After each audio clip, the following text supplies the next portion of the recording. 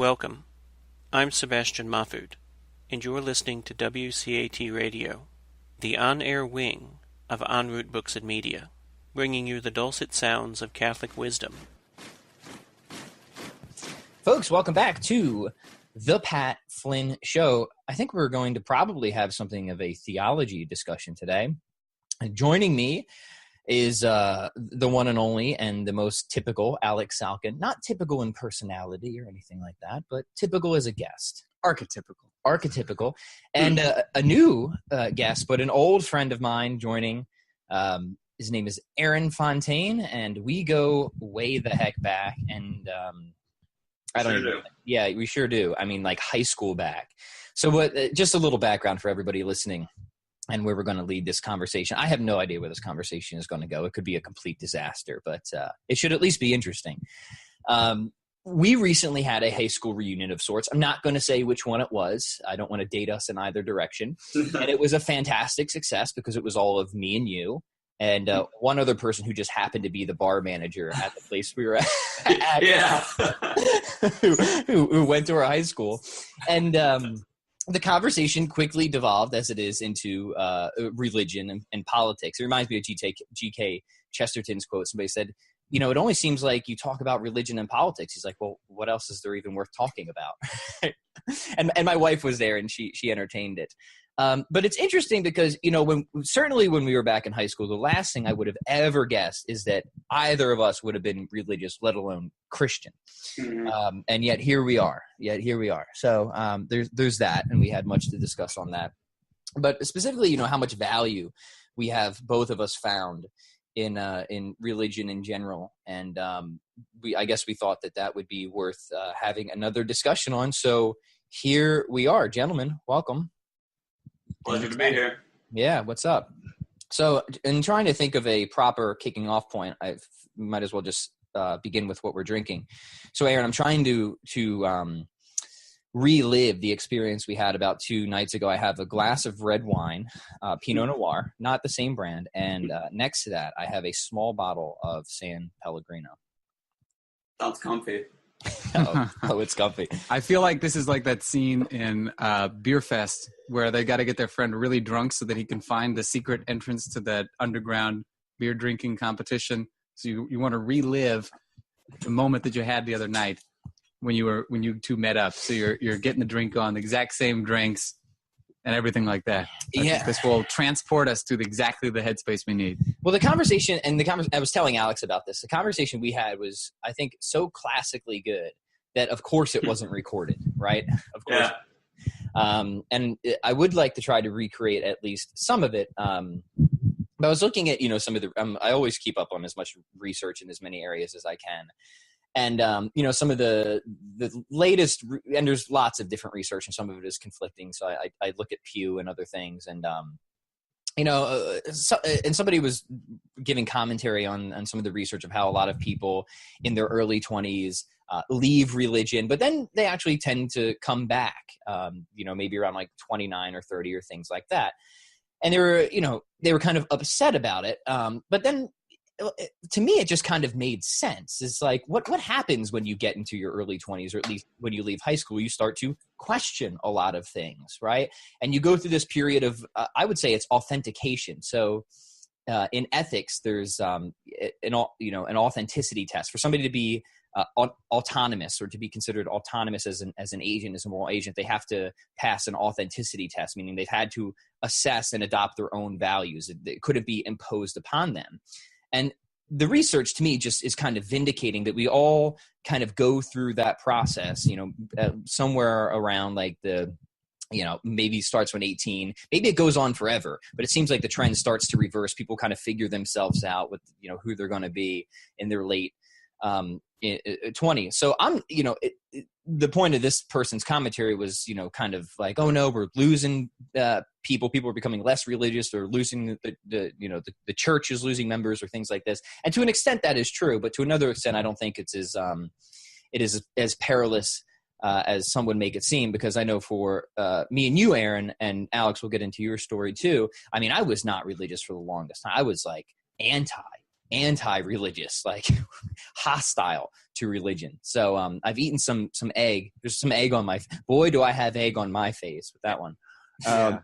But it's, I went through that authentication, whatever. I like that word, Pat. I really do like that word. It's an authentication process where it like a handshake or a validation, like in computers, or it's a kind of a weird metaphor, or do you see what I'm saying? No, like it truly is defining the self and its relation to God.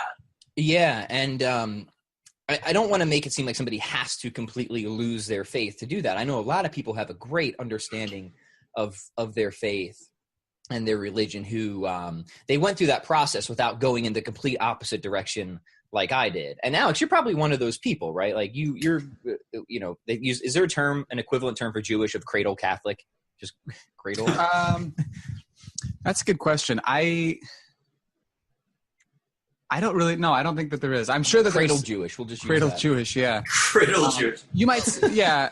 Yeah. I mean, that would probably be the closest thing. I'm not quite sure, but we'll call it that. Yeah. But and I do want to kind of go through each of our backgrounds and authentication process. Aaron, I'm particularly interested in yours. We got into it a little bit that night before we devolved into kind of everything else. But for you, you never really left the Jewish faith, right? But you obviously you're very studied in that you take it very seriously. So when did the authentication process start for you? I think it kind of happened a few times. I would say certainly the first time that it happened, oddly enough, was after 9/11, because I remember, when you're younger, I was like 15 when 9/11 happened, and you kind of just think, you don't realize that you're living in a bubble until it pops. Mm-hmm. And then I really remember even now, like very distinctly, what happened on that day, and all the events, that transpired. And I remember at the end of the day thinking, like, what am I here for? What am I living for? Like, and I can't quite describe the feeling that I had or the questions necessarily that I asked, but the sum of it was that there's something more to this existence than just day in and day out do what your parents tell you or what the school officials tell you, and that life has to have a deeper meaning. And sometimes you don't come to a realization like this until you come face to face with something that completely upends your reality. And so for me, that set off like a period of questioning, like, is my faith correct? Mm-hmm. Is there another one that's correct? And so I started to ask a lot of questions. I had to examine my own beliefs. I had to examine the beliefs of, other religions, and also start to ask, what am I supposed to do with my life? And even, as a teenager, I don't think a lot of people necessarily start then. That was the first time for me. And then I think it also happened again. I lived in Israel for 4.5 years. And I think that during that time too, there was kind of like a sense of being in some ways, like on the outside, trying to look in and figure out, what I wanted. Cause it was very strange because I lived in Jerusalem, mm-hmm. which is like, the holiness capital of the world. Yeah. Cool. And there's it's like the Disney World of the. Could you imagine going to Disney World and being like, I don't feel like I really understand theme parks very well, right?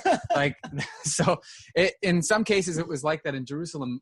It was like I got there, and I had, of course, more questions. I wouldn't say I was particularly religious there in an interesting way, because it was so easy to be religious. It was like I would get invited to Shabbat meals, or there would be, synagogue services that you could easily go to. I mean, like, out here in Pennsylvania, it's like you got to like try to find a synagogues. You can, like in Jerusalem, you can walk down any street and there's at least some small synagogue somewhere.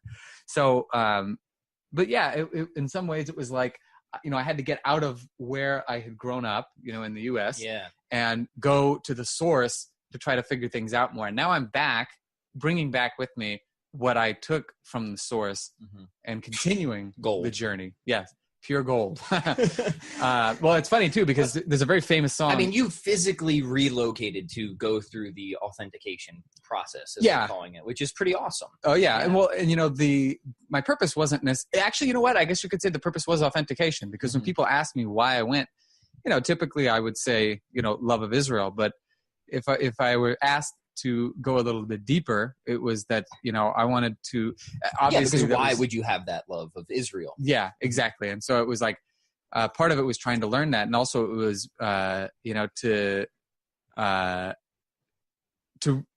like to quote Johnny Cash on this one, to taste and touch and to feel as much as a man can before he repents. That's beautiful. Yeah, that's really nice. And I like that you went through like almost a physical manifestation of the authentication process. You literally, went to the source and got the meaning, and then you came back. It's a genuine process, and it just goes to show how real it is. Yeah. Yeah. So Aaron, before we get to yours, just a few notes.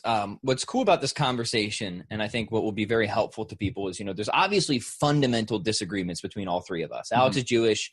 Aaron, you're in the Protestant camp. I'm Catholic. But the thing I really want to establish is the value of religion. I have come to believe, and if there was an atheist here, I'd gladly represent them. I think I can fairly represent that position myself, since I was in that camp for so long. Maybe John, where's John Reed when you need him? He's actually moved, after talking with him, he's moved to agnosticism. Yeah. So we almost got him, right? We almost got him. Yeah. But I have, and it was actually kind of when I would have considered myself an atheist that I really came to realize just how essential religious is. Regardless of the denominational or religious differences, to not be a strict materialist, so to speak, because that what started my reconsideration of religion was, I think, trying to be deeply consistent with atheism, which ultimately drives you right to nihilism. And you're like, oh shoot, yeah. how did I get here, right? Yeah. And it's like, okay, and then whenever you reach a reduction to absurdity in something, which nihilism ultimately is, and so is determinism and naturalism. All of these things, if you follow them through, will reduce you to some type of I would say, obscene absurdity. And maybe we can go through some of those. And I was hitting a lot of these. So I had to really try and be like, okay, I need to retrace my steps. I took a wrong turn somewhere. And then after realizing, oh yeah, it was that whole existence of God thing. And then I studied the other side. I studied the arguments. I'm like, oh wow, there's actually way better arguments for this than I ever thought there were. And then, things started to make a lot more sense. But even on a prudential level, even on a practical level, a societal level, when you start to try and remove the transcendent, the ontological anchor points for things like morality and meaning, I think it's very, very dangerous. So I think that's why this general conversation is worth having, even though we all have our, differences between our religious beliefs. I think we can all agree at this point that religion is an extremely valuable asset. Now, that's not to say that people can't get it wrong and do bad things in the name of religion. Mm-hmm. Obviously they can. Obviously they do. But religion is not only worth having, it's also worth getting right.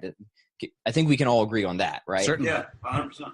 Mm-hmm. So Aaron, let's turn to yours now, because again, when we were in high school, boy, I would never have guessed that we'd be having a conversation like this. So I want to kind of hear your story a little bit, like Alex shared his. What was your authentication process like? Yeah, I liked where Alex started. That's I think for a lot of millennials, or for that general period of time, given our age, it was a pivotal moment in discovering and seeing manifestations of evil. Mm-hmm. And I think dealing with that was something that I think defined a lot of us. How could something be carried out that was so, tragic and disgusting, and what caused that? So from there, I've always been real deep into whether it's, spirituality or, even the scientific angle. Like I did take that materialist approach for a long time. And if you read Reddit.com, you'll see people talking about how, I'm just a speck on the universe, there's no meaning in life. And then inevitably you see these posts about people talking about suicide or something. Like they're literally, missing something. Mm. And that can be a dangerous place to be in. And so the journey I went through was sort of... Yeah, and let me just pause there right quick. I think the greatest danger is an intelligent a consistent person becoming an atheist, because this is where it leads. My darkest periods of depression in my life were because of that. Seeing myself as that, not even a speck, the earth would be a speck, hurling meaninglessly throughout the universe to ultimate and utter oblivion, right? One and big unhappy accident. You cannot put meaning into that. And I got into quite a discussion. I never seem to learn my lesson when it comes to having these types of discussions.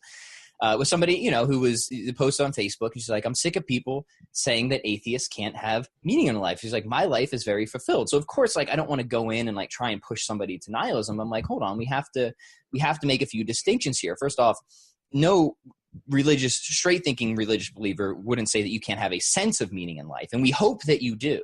But a sense of meaning does not mean objective meaning. So I tried to differentiate, okay, we can all have a sense of meaning, and to the extent that that's eradicated, we probably would contemplate suicide, right? Mm-hmm. But just having a sense of something doesn't mean that something actually exists. And on the atheistic, naturalistic worldview, there is no place that you can put objective meaning. If accidents do not instill meaning. Now, of course, this led to just an onslaught of the angry atheist crowd kind of come in and saying that I was accusing them of being cannibals if they didn't believe in God, and all these, look at this huge straw man I have created type of arguments. But I mean, that is what you brought up, Aaron, is very true. And especially in my experience, I think it is extremely, as a philosophy, extremely dangerous for people who really want to follow it through to its logical ends, both personally and on a societal level. So sorry for that interjection, but no, it's a wonderful like exegesis on the dangers of going in that direction. And I mean, when you go in that direction, ultimately, I think people then tend to rely on other institutions, and they don't really even know it. Mm-hmm. Like I was, when I was in middle school or something, I found myself, I was a socialist. I was a socialist in the beginning of high school. And you take the God function and throw it into government, and then that's how you want to fix everything. You say, oh, look at all the terrible things in the world. We've got to fix it. We've got to do something now in the material world. Otherwise, when I die and I'm just asleep forever, then everything is for naught. And that's like you said, and when you get the intellectual function going, when you're in such a strange place, you can find yourself just thinking in endless circles of so-called rationality, like Richard Dawkins or who's that other, Sam Harris? Mm-hmm. I kind of did the Sam Harris thing for a while, but eventually I came out the other end. One more interjection. Alex knows I know exactly where this is going. I mean, I hate the new atheists. Yeah. But I didn't hate them because I was religious. I hated them because I read the old atheists, right? I despised the new atheists when I was an atheist, because I just thought they were so intellectually shallow, and they weren't willing to be consistent. They weren't willing to look atheism in its face and say, here are the consequences. I mean, take Sam Harris's humanism, right? His whole moral landscape. This just turned into a rave, right? So Sam, wants to be done with God in every way that he possibly can, but at the same time, he can't accept the nihilistic consequences. So he tries to hold on to objective morality and ground it in things like human flourishing. And then say, by science, we can figure out what attributes what is good because it will attribute to human flourishing. But that is a very basic philosophical mistake. That's a prudential value, not a moral value, in the sense that, okay, if we decide that human flourishing is good, sure, of course we can figure out ways that attribute to happiness, in the same way that we can figure out which agricultural techniques lead to the contributing of corn. But it doesn't answer the more basic question of why we should think that human flourishing is good. And on atheism, there's no reason to think that it's good, or that humans are any more significant than fruit bats or European cantaloupe. And that is a question that can't be answered. And they scramble to try and find a basis for that question. Whereas the old atheists like Nietzsche were at least courageous enough to look atheism in the face and say there are no objective moral facts. And they at least went all the way with it. So my disdain for the new atheists is, and Dawkins will say it in his his writings. On one hand, he'll say there is no good, there is no evil, and he'll follow the Darwinian trail all the way. But then he'll go on Twitter and agitate for all these political causes that some are wrong and others are right. So it's like you have to take your pick, sir. And this is what leads me to often say that as an atheist, you cannot live consistently and happily. It's impossible. To the extent you're living happily, you're not being consistent with your philosophy. To the extent you're being consistent with your philosophy, there's just no way you could be happy unless you're also insane. So, again, apologies for the interjection. No, it's funny how, especially in these sorts of conversations, we follow a trajectory that complements itself all the time.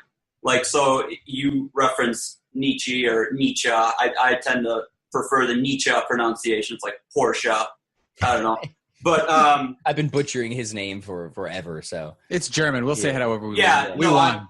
We won. So, but with Nietzsche, I have a deep respect for the man because, if you read the Madness letters, the guy literally, was carried off of sanity by whatever and just descended into complete madness. Mm-hmm. So at least he had the determination to take what he was believing and follow to its logical conclusion. Yeah. And, I don't know if are you guys familiar with the Madness letters at all? Yeah. I mean, I started out with the existentialist philosophers, and I was really into them for a long time. And it wasn't until I really started to study other schools of thought that I came to realize, okay, their fundamental arguments are pretty weak. And now I really see, Nietzsche as he's romantic, he's poetic, he's got great wit, but his arguments aren't that great. I think he was consistent all the way through with his atheism, but he never presented good arguments for atheism. So that's the kind of the interesting thing about him. He just kind of assumed that starting point, and then he was quite prophetic. I'll give him that. Yeah. Yep. And his philosophy was, to your point, Aaron, I think is what you're saying. Like he was great at making predictions of his own philosophy, which certainly have unfortunately borne out. I'm sure Aleks can speak a bit of that about that. I think there's no denying that the relativism he created and it's washing over Europe, particularly Germany, led to many of the atrocities that unfortunately had to be witnessed. But again, inconsistent, right? Because on one hand, he would say he was a perspectivist. He would say that truth can't be known, but on the other hand, he would constantly make truth claims like perspectivism is true. So it's, again, sir, which one, like even him, I had trouble with inconsistencies, but he was at least more consistent. And the old atheists were more consistent than the new atheists. The new atheists are I just can't take them seriously. I really can't. And I do try to be fair. But anyways, back to your point. Yeah, and I can just wrap it up real easily by saying, I went dangerously close to the Nietzschean experience, even while having a little bit of spirituality. When you don't know the grace of God and you don't know the wisdom of God, and you start to take it in an extreme direction, whether it's intellectual thought or whatever it may be, and you're not grounded in God, you can just go in the wrong direction, and I certainly did for a little bit, and I came right back to traditional religion, and it was a wonderful experience, and it's like an evangelical rebirth story, almost. So, and that's been my experience. Yeah, and so our paths aren't too dissimilar, and I go back and forth of like, would it have been better if I went so far in the opposite direction and I came back? I think in a sense it has given me the skill to communicate with people who are just so far opposed to religion like I was, because I've been there. I know that mindset. I know the positions, the arguments, so I can communicate effectively with that. But then sometimes I'm slightly envious of Alex's position of like, oh man, I wish I would have been more open to the side I was kind of born in, aside from just rejecting it the very first chance that I had, mm-hmm. right? Which is exactly what I did. I was baptized Christian, but never really religiously educated. So, as soon as you hear, one remark from the other side, one criticism from the other side, like, oh, time to get rid of that. Yeah. Throw that old, that thing off that was just my parents and grandparents. I'll be free of that nonsense. So, looking back, I certainly could have been a lot more fair and considered the side that I was so quick to toss away.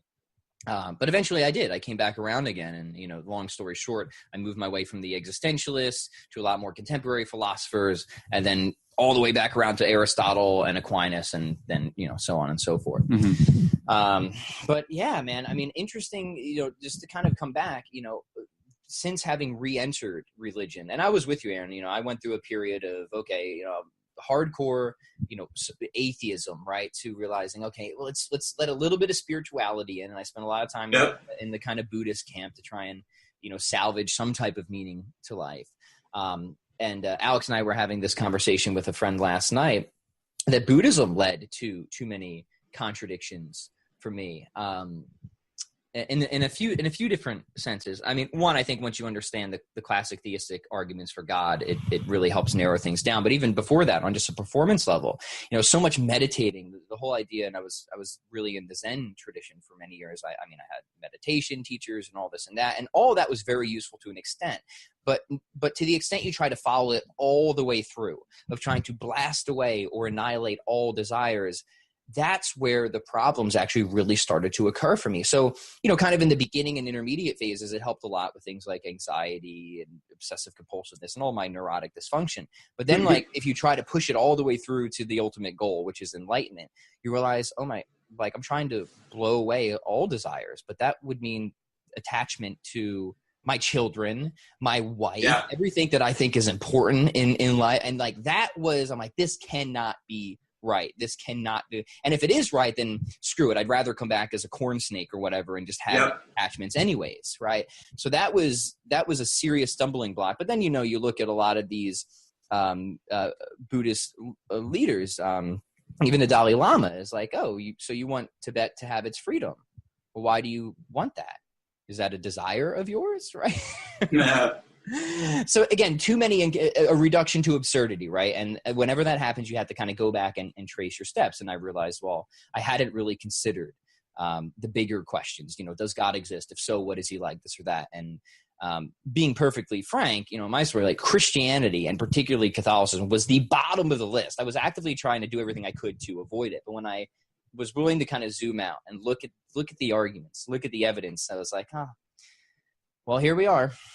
And then that's kind of how it happened for me. But I was with it. I tried to, you know, I think it was a helpful stepping stone. And it seems like you took that same thing, Aaron, you know, kind of be like the spiritual, but not religious for a while. So I don't despise it, but, you know, I certainly didn't end up there.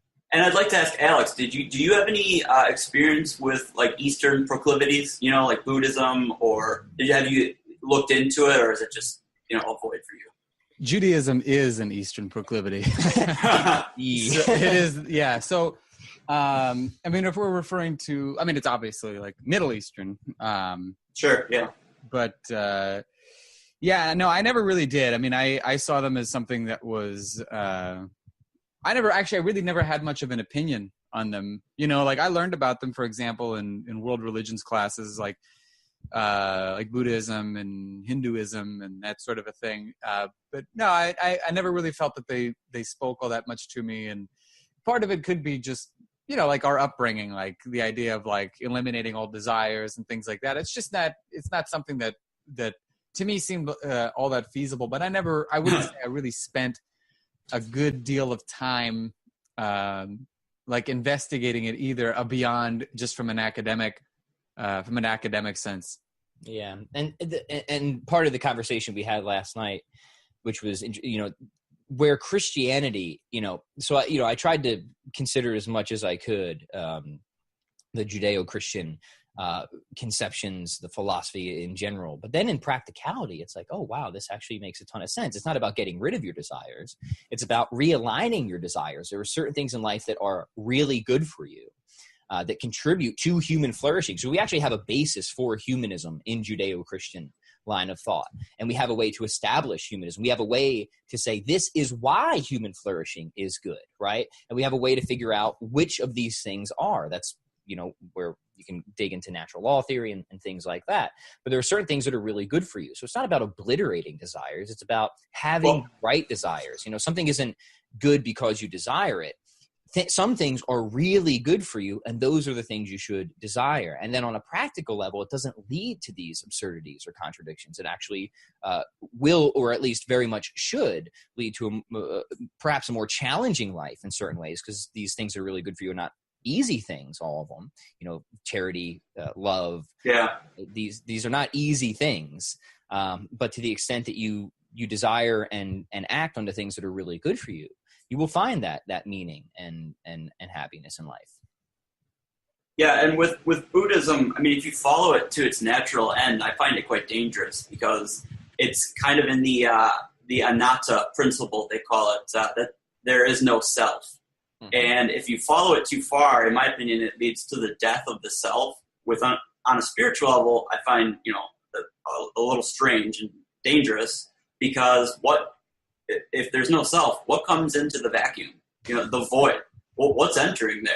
I think it's weird and dangerous. Yeah, and that was one of the things that was absurd too. The Buddhists sometimes remind me of the eliminativists in philosophy of mind. It's the people who cannot figure out consciousness by physical states, which obviously how series and layers of quantitative physical steps would ever lead to such a fundamentally different qualitative change is beyond comprehension. So no wonder you can't figure it out on a materialist worldview. So what they do is they become eliminativists. They just deny that it exists at all. They deny the one thing that cannot be denied, that I think, therefore I am. Like, they're just like, yeah, it just doesn't exist. It's an illusion.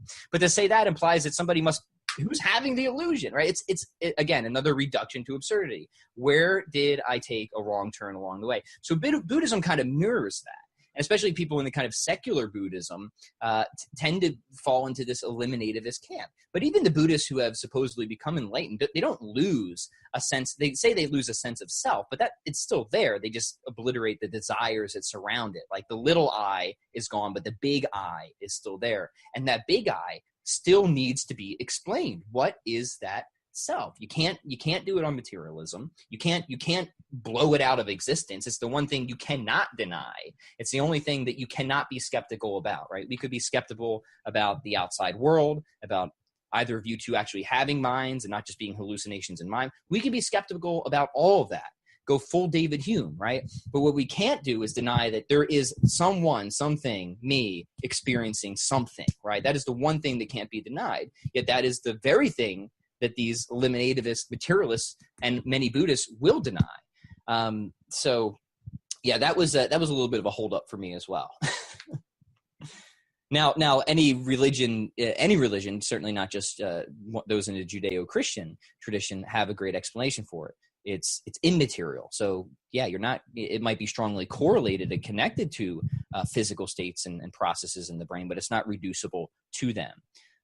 It is, of course, what we would refer to as the soul. Yep. 100%. Done. Conversation over. Well, we solved that issue. Yeah, no, we did kind of actually. Mm-hmm. But it is fascinating how you'll see these parallels.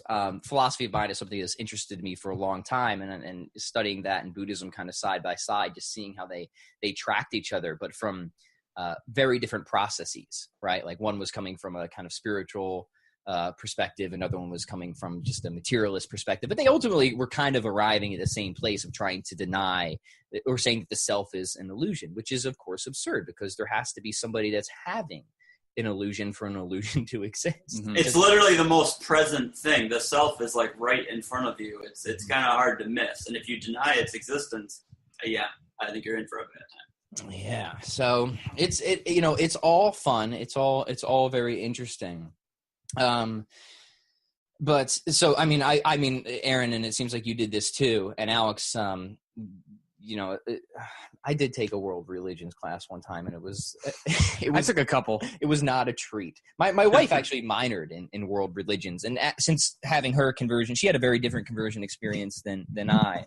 And she's like, "Wow, this was not what I was taught in my world religions course about Christianity." Yeah. I was very disappointed because I was super into Buddhism at that time, and I thought that even Buddhism was being severely misrepresented in the course that I was taking. I don't know where I'm going with that, but I think it's a good introduction to like what we're talking about. Like we're trying to see how far we can mishmash religion into something that is valid. and something that holds, like, I'll make the analogy, like Buddhism kind of runs a faucet out and you get a little bit of water. But with Judeo-Christianity, you get a stream of living water that's sustainable, that gives meaning to life. Yeah. I do want to go back to the point you brought up earlier, Aaron, because I think that's interesting. Because you said it was your recognition of the existence of evil that made you reconsider religion, which it often happens to be the opposite, right? People see these terrible things in the world, this evil happening, and they're like, oh, there can be no God, right? There's no way that, you have childhood cancer and smog and venomous snakes and an all-loving, all-powerful God, right? And then when I bring this up, I try to actually separate it out, because it is I don't want to diminish how much this can weigh on people, and I'm somebody who's struggled with it myself. So there's, we would call it the problem of pain or the problem of evil, right? How could there be an all-powerful, all-loving God on one hand and the existence of evil on the other, right? So what the person who presents this, what they're trying to show is that there's a logical inconsistency, right? So here's the funny thing. People are like, oh, you can't prove that God doesn't exist. Of course you can. You just have to show that God is something like a square circle, that he doesn't make sense. If you can prove that, then you can prove that God doesn't exist. So for example, if this argument was successful, it wouldn't necessarily prove that God doesn't exist, but it would prove probably that God isn't all-powerful or all-loving, right? So on an intellectual, I like to break this down. There's the intellectual side, then there's the emotional side. On the intellectual side, you have to say, is there a logical contradiction here? And it's not a very good argument, because all you have to add is an additional premise and say, so long as it is possible that God could have morally sufficient reasons for allowing evil to exist, then there's no contradiction. So it actually solves the problem immediately. And then people might not like that. It's not emotionally satisfying, but it shows there's no logical problem there. And we can all speculate of what those reasons might be, but we don't even have to go that far. All we have to show is that, if somebody's making the claim that God is inconsistent, well, so long as it's even possible that some moral good or some greater good could come out of the existence of evil, then we really don't have a problem. What people really get hung up on is the emotional side of it, right? It hits them in the gut, in the heart. They see the evil or the suffering, or they experience it themselves. They lose loved ones. They see the tragedy in the world, the sickness, the pain, the poverty, whatever. And it's not so much, and this is and this is how it's an emotional thing, because the intellectual answer is so unsatisfying to so many people. And when I first approached it, the intellectual answer was satisfying for me. I tend to over-intellectualize it. I know that's a problem for me. So long as the intellectual thing was solved, I was fine. I could deal with the emotional thing. And I would say that, that the Judeo-Christian system, especially for me, Christ on the cross solved the emotional problem for me more than anything. But I'm interested in your perspective, Aaron, because it's so often the opposite, right? It's so often people seeing the pain and suffering in the world that causes them to drop the religion, and then they have to try and reconcile that problem later on if they want to pick it back up. But what was it about that caused you to actually go the other way, to move towards religion? Right. Well, and I hate to get too dualist. I inherently do get a little dualist just by my spiritual nature, but I think evil tips its hand and really loses the battle in its arrogance. It'll display itself prominently before the good will, because the good has grace and the good has wisdom, and it doesn't strike hard. I hate to reduce it to like Nazi Germany or something. You know what I'm saying? But if you look at their what was that? What was Nazi? Was that? Yeah, it must have been a footnote in history. You ever heard about that? Yeah. What was the terrible statistic about millennials in the Holocaust recently? That, generally speaking, like fewer of them knew about the Holocaust than those that actually knew about it. It was like 40-something% knew about the Nazi Holocaust, and Yeah, so Aaron, it might actually be more informative and educational for you to bring that up than you may think. Yeah. Well, all you have to do is turn on the History Channel, and you'll get like 12 Hitler shows. The Hitler Channel is what they used to call it. It's a Hitler Channel, yeah. So anyways, continue on with your... Yeah, so I think the battle between good and evil is still, raging on. And you can have, and that's kind of the weird thing about life, and a lot of people get super bitter about it, is that, yeah, you suffer a lot. But that's just evil, showing its hand. And you have to use it as an anchor to orient you towards its opposite.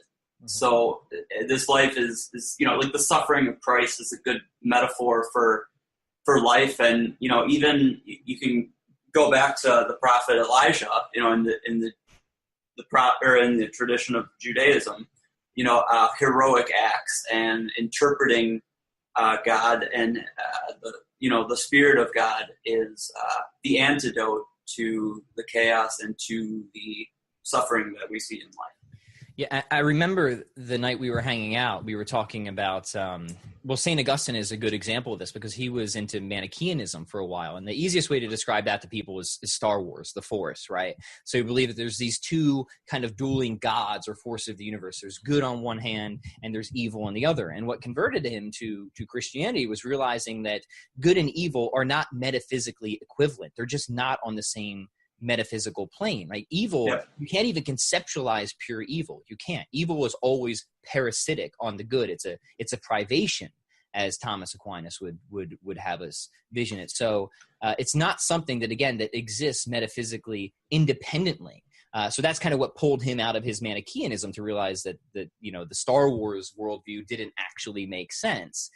But evil and suffering as privations or things like that is what ultimately, so it seems like it's kind of funny because he seemed to kind of be moved through the problem of evil as well by contemplating more on the nature of evil and suffering in the world. It actually pulled him away from this, dualism is a term that could mean many different things, so I hesitate to use that, but Manichaeanism, right?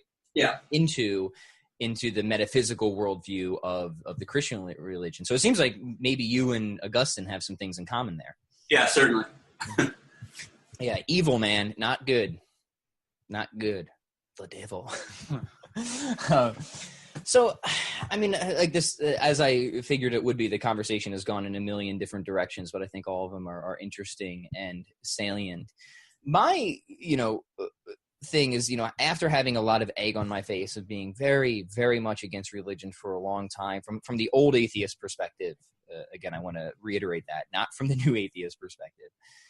I feel like religion is not only essential for the individual, but necessary for society as well. And again, I want to keep reiterating, if it's worth doing, it's worth doing right. It's worth, going all the way. Study philosophy, study theology, because religion done wrong is as bad as anything, right? And we've seen the consequences of that. And certainly not outside of the Judeo-Christian sphere. I'll be the first to admit, there have been many terrible acts committed in the name of the Christian religion and things like that. I would not deny that. But what Christianity provides, and Judaism as well, is a basis to condemn those acts, right? Like, at least we can say you are not acting in accordance with what you should be as a Christian. So it's not only, I think, vital for society to have its roots. I mean, let's go back to the founding of this country. And sometimes people get annoyed when I say this, but it was founded on Catholic principles. Obviously, it was founded by Protestants mostly, but the idea of inalienable rights, the idea of natural law is what the Constitution is based off of, right? And that was developed through people like Aquinas and the Catholic Church. And to the extent that is deteriorated or lost in culture, we lose those values, and we will lose America if they're not retained. Now, you don't have to promote those values as outwardly Christian or even Catholic. I think it's really hard to separate those values, but there's no denying, this is the funny thing about John Locke, is, he wasn't exactly a natural law theorist, but he brought it out whenever it was convenient for his political philosophy, right? So, I mean, if nothing else, I think most people could agree that the philosophy that kind of went into the founding of this country, that certain men are, equal before God and have inalienable rights, that alone, I think, whether you want to remain a deist or whatever, I think also that presents to, I just don't know. Like, I think maybe you should, like, I don't want people think I'm like agitating for theocracy here. I'm certainly not. I'm against that, because I think that just creates another institution of power that will inevitably entice more corruption than anything, right? No, it's a profound respect for life, is what it is at its core. And then you extend that a little bit, and then you get that codified kind of way of respecting your soul. You go from respect to life to soul to God in a sense, and it's following that trajectory for a nation will always be successful. Yeah, and it is, when you live in that and you try to be consistent with it, it does make life more challenging because you can't really stand idly by. You can't be a super libertarian. I know Aaron and I were both quite libertarian in high school, and since becoming a Christian, it's forced me to change a lot of my political positions on things because I think the Judeo-Christian value system, when properly understood, and I want to get Aleks back in here. He's flipping through the old catechism over here. Properly understood, will naturally have some things that some people would say, well, that's extremely leftist, and other things that people would say, well, that's extremely conservative, right? So I think no matter if you're coming into specifically, and I can't speak for all religions, I really only know the one that I'm in best. I think it should make you uncomfortable. It should make you change some things, and I know it did for me, and I'd be interested. And maybe Aleks, maybe you've switched things because of your authentication process or whatever. But maybe we could go around and just talk about that a little bit. Because Aaron, especially for you, how has your conversion challenged you or forced you to change in some ways? Well, first and foremost, I would say I realized how bitter I was. I was angry that the church was not just a place where people walked in and they were made perfect. The church has its flaws, and seeing some of those flaws, what it is at its core is just me being bitter and pissed off that I have to do the work to grow my soul and to burn off the evil that clings to you in this life. And, people just go through life profoundly bitter and angry, and then they meet their end. And that to me seems like an unfortunate way to go about it. I know a few like that. Yeah. What about you, good sir? Do you have any more Johnny Cash quotes for us, by the way? I'm going to ruminate on a couple.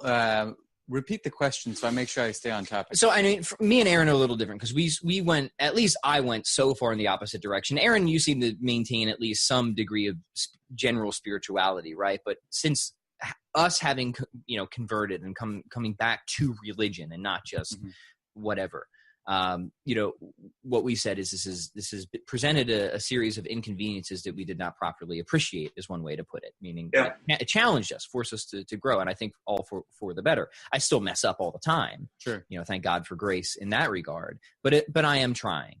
So the question would be the same for you as you kind of deepened in your faith and your tradition. How have you noticed that has either challenged you or benefited you in certain ways? Well, it's a good question, and it's also not necessarily particularly easy to answer because, as we were discussing yesterday with Levi, which about his name, if you switch up like a couple of letters in his name, it becomes evil. So, and if he weren't such a devout Catholic, I would have my questions.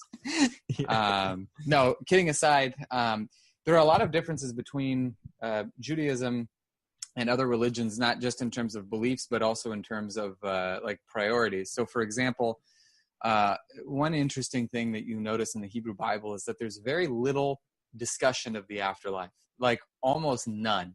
And it's not because Jews don't believe in the afterlife. They definitely do, but because the Bible, which we see as our really the only authority, is primarily interested in what we do in this life and how we conduct ourselves. And I think more than anything, just inherently as a member of a minority group, regardless of what it might be, like you end up, for better or for worse, as kind of like a representative of your group as a whole. And I certainly believe in the primacy of the individual and not in group identity, in the sense that all people in a certain group are or should be a certain way or what have you. But nevertheless, it's still kind of seen as an indicator. And so on the one hand, you've got that weighing on you, but on the other hand, obviously, the most important thing in Judaism, obviously having a relationship with God and living an upright and holy life is very important.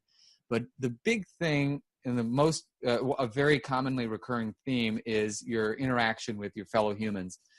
And so one thing that's always on my mind is that I am representing my people, for better or for worse, in a positive light and in a way that would make other people view other Jews as in light of their interactions with me.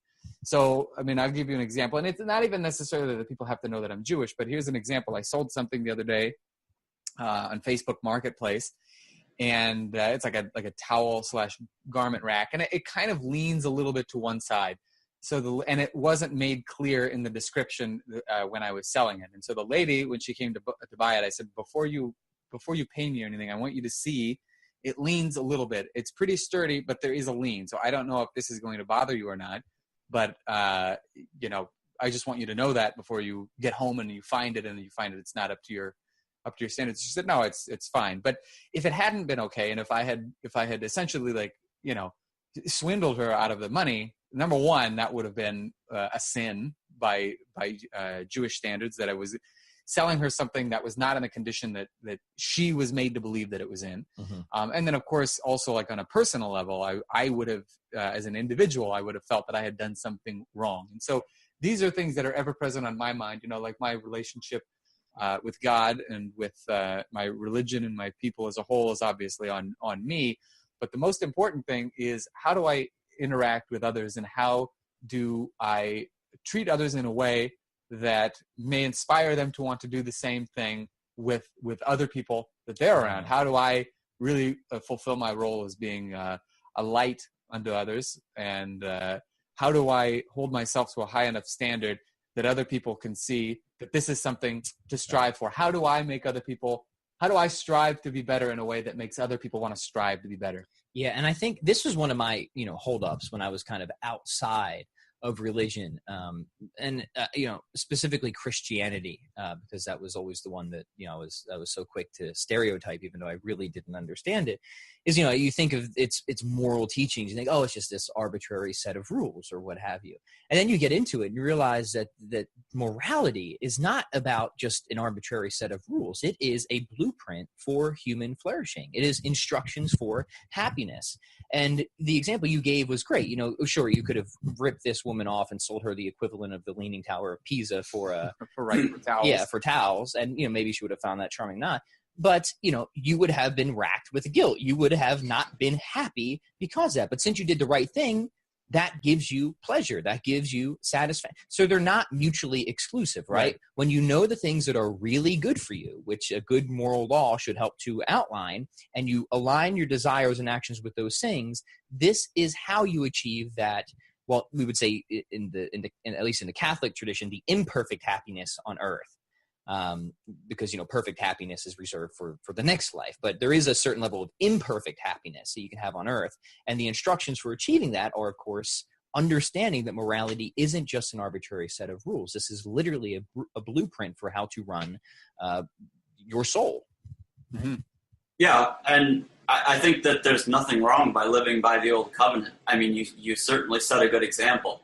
Exactly what Alex is saying. I mean, in some ways, Christianity and Judaism are stunningly similar in that regard. You set a good example, and you that's the perfect kind of evangelism, is living by a good example and selling your religion, in so many words, in that regard. Mm-hmm. Yeah, so I think this is probably a good pause point for a discussion that I want to definitely continue, and because I think we've been jamming for about an hour at this point. Yeah. So I guess the last question is, what the heck do we entitle this episode? A Protestant, a Catholic, and a Jew, and then there's like a walk into a bar because we've been drinking. That's right. There you go. There we go. Perfect. That solves that. Gentlemen, thanks for taking the time. This has been absolutely fascinating, and I think talk about like good ecumenism, right? Be getting people from different perspectives. Coming together. Obviously, again, I don't want to pretend like there aren't differences and that those differences aren't important and aren't worth discussing. They are, but there's I think a much greater enemy out there that is worth coming together for, and making sure that we have this ontological foundation for morality, for the dignity of human life and all that, which I think hopefully we've done a decent job of trying to establish today. Amen. Amen. Yeah, amen. All right, guys.